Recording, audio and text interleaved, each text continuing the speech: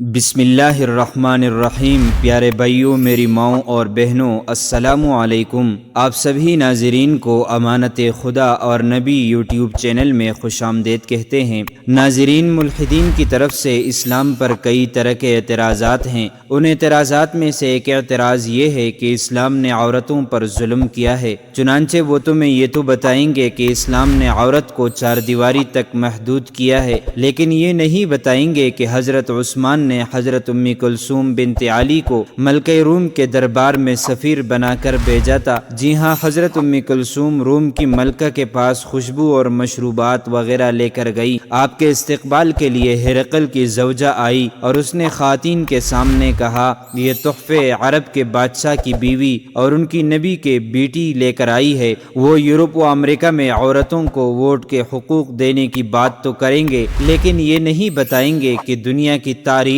میں سب سے پہلے یہ حق اسلام نے خواتین کو دیا۔ جی ہاں، حضرت عمر نے 6 رکنی کمیٹی قائم کی اور حضرت عبد الرحمن بن عوف کو چیف الیکشن کمشنر نامزد کیا، جو گھروں میں جا کر خواتین سے ان کے حق رائے دہی لیتے، اور نتیجے کے طور پر اس وقت کی خواتین نے حضرت عثمان کو اگلا خلیفہ منتخب کیا۔ وہ عورت کی آدھی گواہی کا ڈھنڈورا پیٹیں گے، لیکن یہ نہیں بتائیں گے کہ عورت کی گواہی کے وقت دوسری عورت کو پہلی عورت کے بھولنے کی صورت میں گواہی یاد کروانے کا کہا گیا ہے، دوسری مرتبہ گواہی دینے کا نہیں کہا گیا۔ وہ اسلامی عورتوں کو کم عقل اور کم علم کہیں گے، لیکن یہ نہیں بتائیں گے کہ حضرت عائشہ میڈیکل لا اور تاریخی علوم، جبکہ عائشہ بنت طلحہ علم نجوم، علم الافلاک، اور حضرت سکینہ بنت حسین شعر و ادب کی ماہرہ تھی۔ وہ مختلف غیر مسلم خواتین کو بہادری کے القابات سے نوازیں گے، لیکن یہ نہیں بتائیں گے کہ ام عطیہ انصاریہ نے رسول پاک کے ساتھ 7 غزوات میں شرکت کی۔ وہ عورتوں کی بات کو اہمیت نہ دینے کا ڈھنڈورا تو پیٹتے رہیں گے، لیکن یہ نہیں بتائیں گے کہ حضرت عمر کی مجلس شورا یعنی پارلیمنٹ میں حق مہر کا بل مختص کرتے وقت ایک عورت نے اس بل پر اعتراض کیا تو حضرت عمر نے اپنا فیصلہ واپس لیتے ہوئے کہا، ایک عورت نے عمر سے بحث کی اور وہ اس پر غالب آ گئی۔ یہ اسلام کی ابتدائی پارلیمنٹ تھی اور عورت کی بات کو اتنی اہمیت حاصل تھی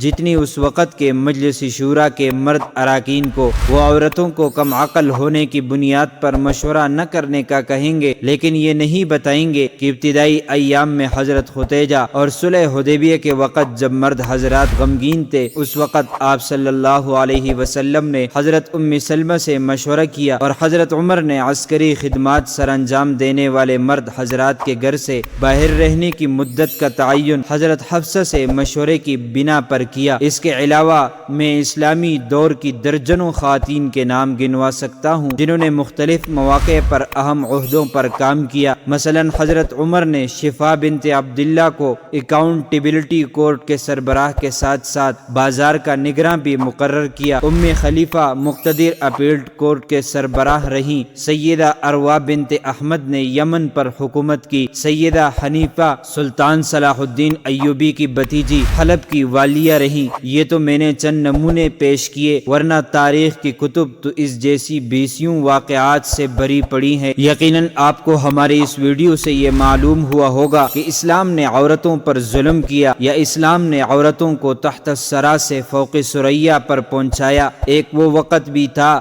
جب عورت سے اتنی نفرت کی جاتی تھی کہ اس کو زندہ دفن کیا کرتے تھے، لیکن وہیں پر اسلام نے اس کو اتنا مقام عطا فرمایا کہ اگر عورت بیٹی کی صورت میں ہو تو اسے رحمت کا نام دے کر معزز بنایا، اگر عورت ماں کی صورت میں ہو تو اس کو اتنا مقام عطا کیا کہ جنت اس کے پاؤں تلے رکھ دی، اگر عورت بیوی کی صورت میں ہو تو اسے تمہارا لباس قرار دے کر مشرف بنایا۔ اللہ تعالی ہمیں اسلام سے سچی محبت نصیب فرمائے، اسلام پر استقامت نصیب فرمائے، دل و جان سے اسلام اور پیغمبر اسلام کے دفاع کی توفیق نصیب فرمائے۔ معزز ناظرین، مسامعین، یہ تھی ہماری آج کی ویڈیو۔ ہم پر امید ہیں کہ آپ کو ہماری آج والی ویڈیو پسند آئی ہوگی۔ اس طرح کی مزید اسلامی معلومات کے لیے امانت خدا اور نبی یوٹیوب چینل کو سبسکرائب کیجئے۔ اگر زندگی کے لمحات مزید باقی رہے تو آپ کے لیے ایک اور بہترین ویڈیو بطور تحفہ اللہ تعالیٰ کی رضا کی خاطر پیش کروں گا۔ تب تک کے لیے مجھے دیجیے اجازت۔ اللہ تعالیٰ ہمیں رمضان کے صدقے معاف فرمائے، آمین۔